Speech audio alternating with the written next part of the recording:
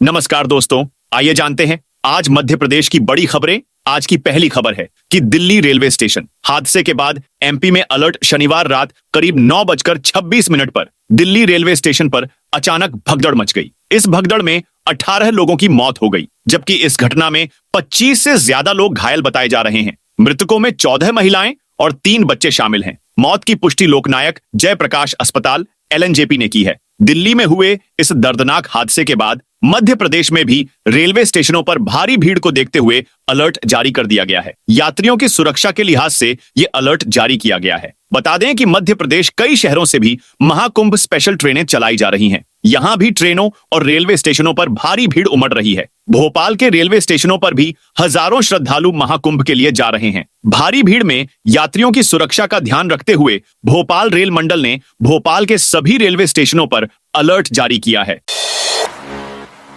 Budget सत्र से पहले 6,000 करोड़ का कर्ज लेगी मोहन सरकार। मध्य प्रदेश सरकार 10 मार्च से शुरू हो रहे बजट सत्र से पहले एक बार फिर कर्ज लेने जा रही है। यह 6,000 करोड़ का होगा। 2-2 हजार करोड़ की 3 किस्तों में 20 फरवरी को लिया जाएगा। एक कर्ज 12 साल के लिए, दूसरा 15 साल एवं तीसरा कर्ज 23 साल के लिए लिया जाएगा। उधर पूर्व सीएम कमलनाथ ने कहा कि प्रदेश दिन पर दिन कर्ज के दलदल में डूबता जा रहा है। प्रदेश पर 4.10 लाख करोड़ का कर्ज हो चुका है। भाजपा सरकार की कर्ज लेने की इस नीति से प्रदेश बड़े राजकोषीय संकट की ओर बढ़ रहा है।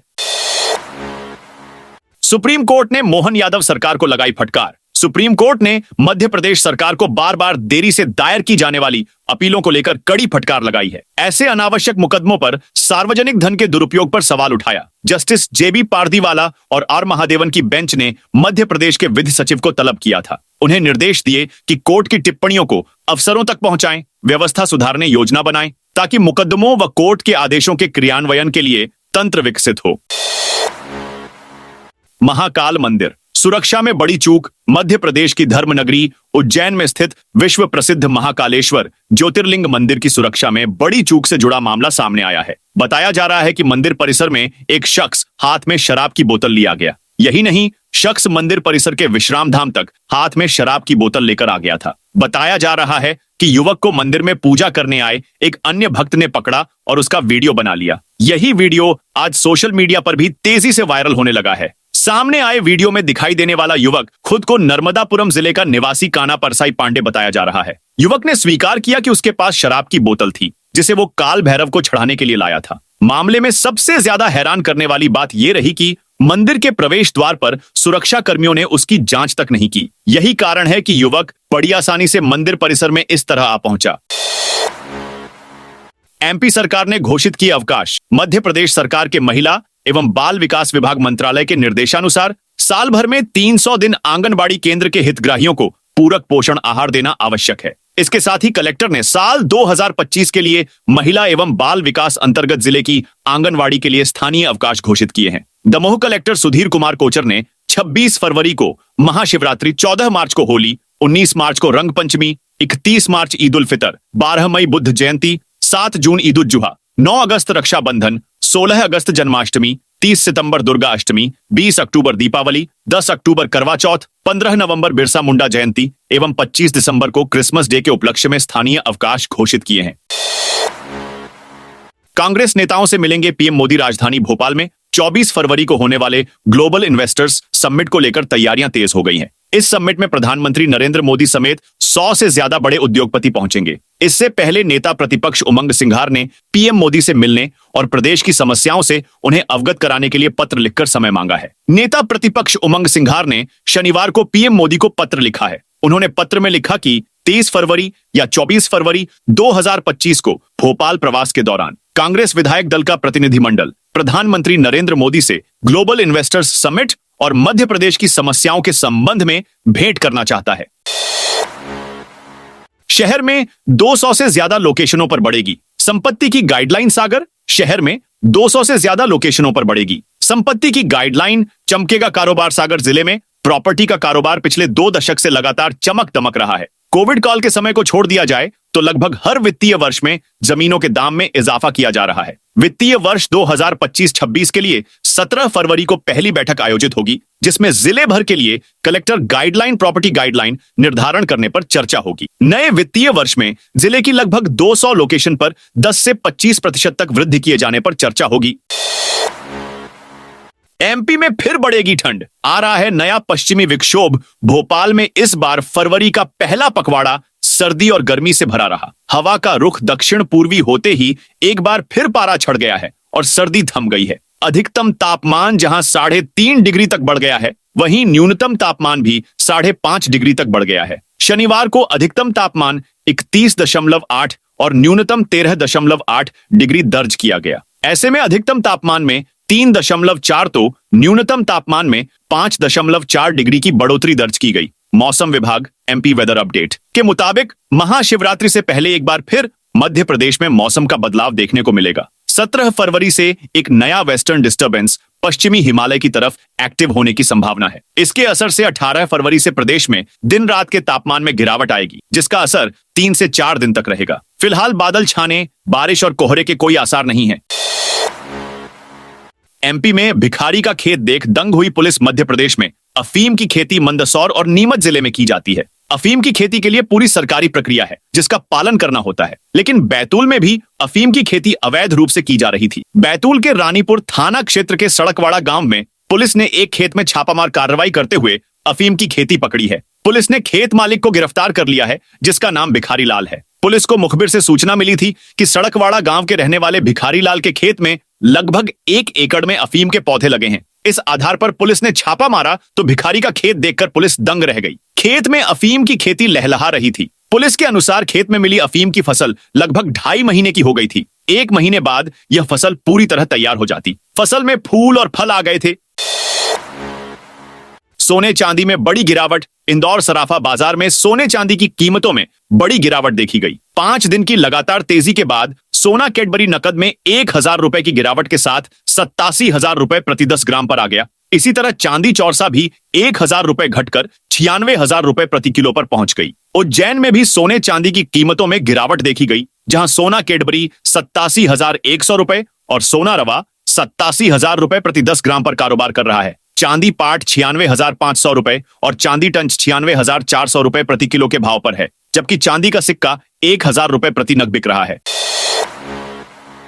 पीएम के सामने पोस्टर लगाएंगे स्कूल। संचालक मध्य प्रदेश में स्कूल मान्यता नियमों के विरोध में अब स्कूल संचालक अपनी मांग प्रधानमंत्री नरेंद्र मोदी तक पहुंचाने की तैयारी में है। 24 फरवरी को भोपाल में पीएम मोदी के आगमन के दौरान स्कूल संचालक बैनर पोस्टर लगाकर विरोध दर्ज करेंगे। प्रदेश संचालक मंच के कोषाध्यक्ष मोनू तोमर ने बताया कि हजारों की संख्या में स्कूल संचालक, पेरेंट्स और स्टाफ भोपाल पहुंचेंगे। उनका कहना है कि वे पीएम से निवेदन करेंगे कि राज्य सरकार की नई नीतियों से उन्हें राहत दिलाई जाए।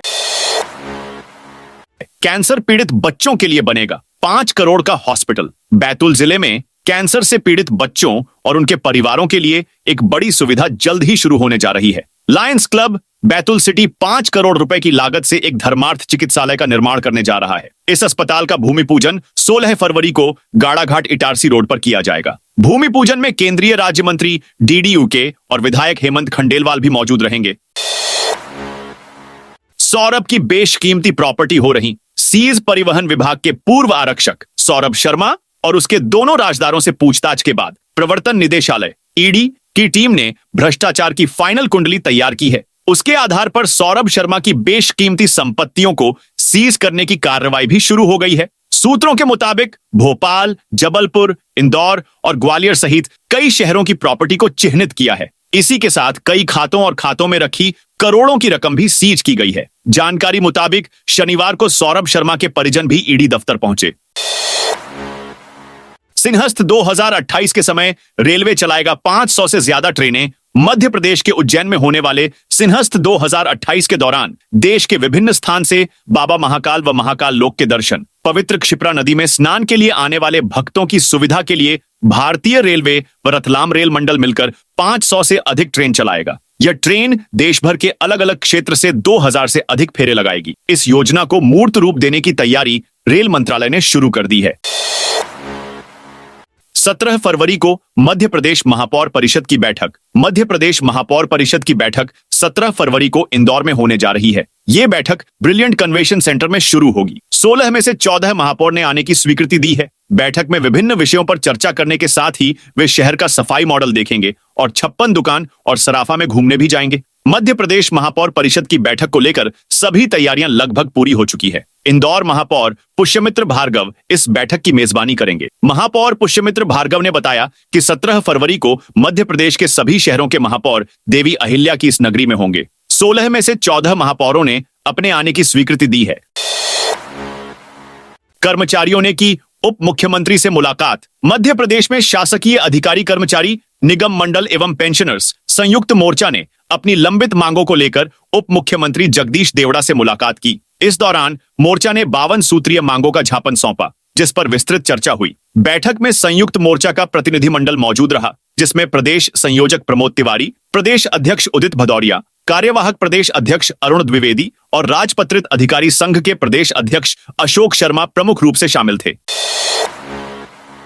केंद्रीय मंत्री नितिन गडकरी जबलपुर पहुंचे रविवार को। केंद्रीय सड़क परिवहन एवं राजमार्ग मंत्री नितिन गडकरी का जबलपुर के डुमना एयरपोर्ट पर संक्षिप्त प्रवास रहा। एयरपोर्ट पर उनकी अगवानी के लिए स्थानीय जनप्रतिनिधि, प्रशासनिक अधिकारी और NHAI के अधिकारी मौजूद थे। मूल रूप से केंद्रीय मंत्री को डुमना एयरपोर्ट पर national highway authority of India के अधिकारियों के साथ एक महत्वपूर्ण बैठक करनी थी, जिसमें जबलपुर क्षेत्र में चल रही राष्ट्रीय राजमार्ग परियोजनाओं की समीक्षा होनी थी। हालांकि एयरपोर्ट पहुंचने में देरी के कारण यह बैठक स्थगित करनी पड़ी।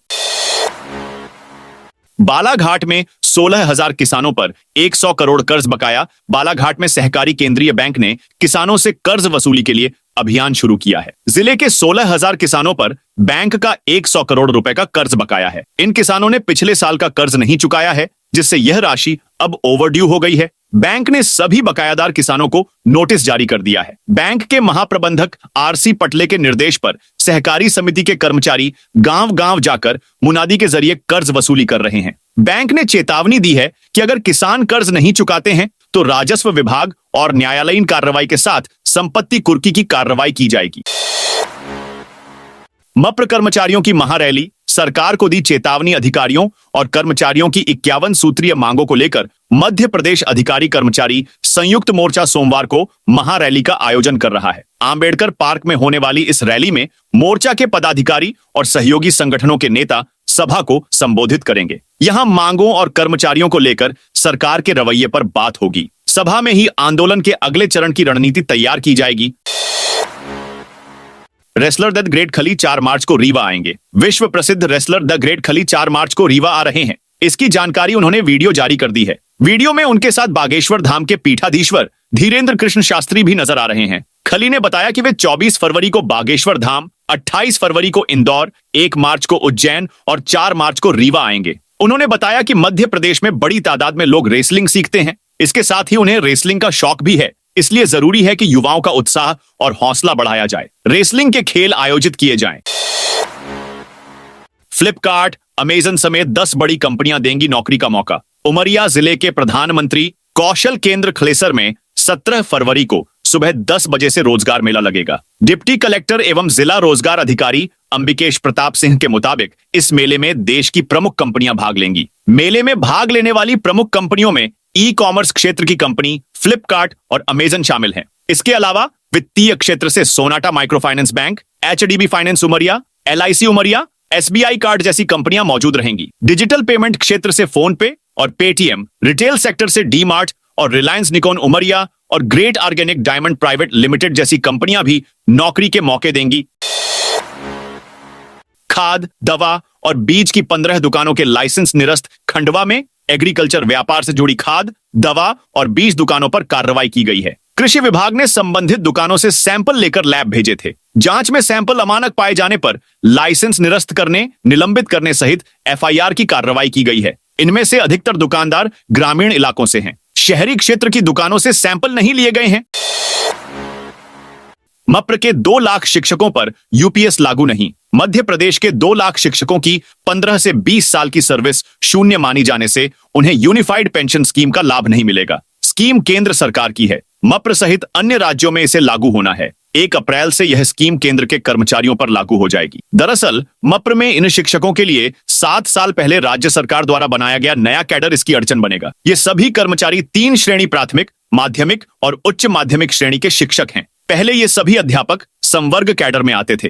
2018 में राज्य सरकार ने मप्र राज्य स्कूल शिक्षा सेवा नाम का नया कैडर बनाकर इन्हें शिक्षक पदनाम तो दे दिया, लेकिन कैडर में शामिल वर्ष 2018 से ही इनकी नियुक्ति मानी। विदिशा में 139 पुलिस कर्मियों को कर्मवीर योद्धा पदक विदिशा पुलिस लाइन में आयोजित एक विशेष समारोह में कोविड-19 महामारी के दौरान अपनी जान की परवाह किए बिना कर्तव्य निभाने वाले 139 पुलिस अधिकारियों और कर्मचारियों को कर्मवीर योद्धा पदक से सम्मानित किया गया। भोपाल देहात जोन के पुलिस महानिरीक्षक अभय सिंह मुख्य अतिथि के रूप में उपस्थित थे और कार्यक्रम की अध्यक्षता पुलिस अधीक्षक रोहित काशवाणी ने की। तो दोस्तों, यह थी आज मध्य प्रदेश की बड़ी खबरें। आप इस वीडियो को कौन से जिले से देख रहे हैं, उस जिले का नाम कमेंट में लिखें।